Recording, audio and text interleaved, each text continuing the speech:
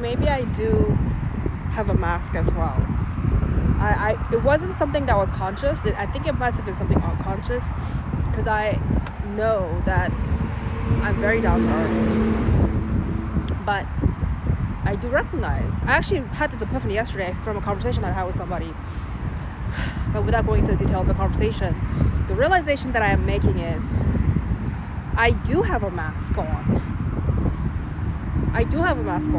Especially in the venture spaces, which is the area that I'm in right now.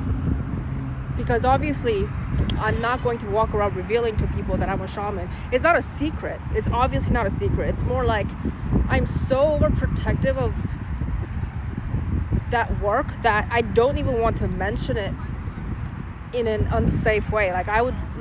It's just hard because people sometimes ask all these questions that eventually, it does come out that I am a shaman because that's the nature of my advisory practice as well as my coaching background, because it's not from my institutional knowledge of how to coach people, right? So while I have this unique background, unconventional, let's say, I don't like talking about it because I don't even want to receive a perception around that, which is interesting because it is a very much of a core of who I am, but I don't want any perception over it.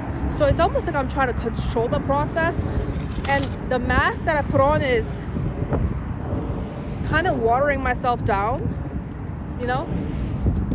which then I am acting in this self-fulfilling prophecy because I'm trying to protect this thing that I really am, or at least the perception around it, but also knowing that you can't control people's perceptions.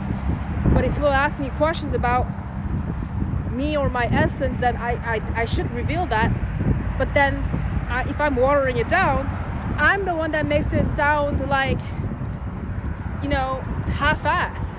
So that's my problem. So I'm doing this to myself. I don't know where I was going with this, but I just realized I do wear a mask to protect myself. But then I also realized that is literally me being inauthentic. But I think this is literally the equation that people take when they do wear masks, though, in these professional spaces. Because I can't speak for other people, but at least for myself, I realized, because now it just became like conscious thing. It's something that I have been doing unconsciously.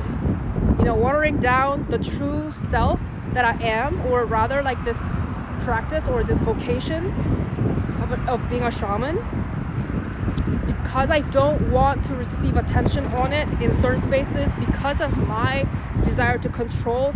I'm the one who's watering this shit down. You see how everything really goes back to you?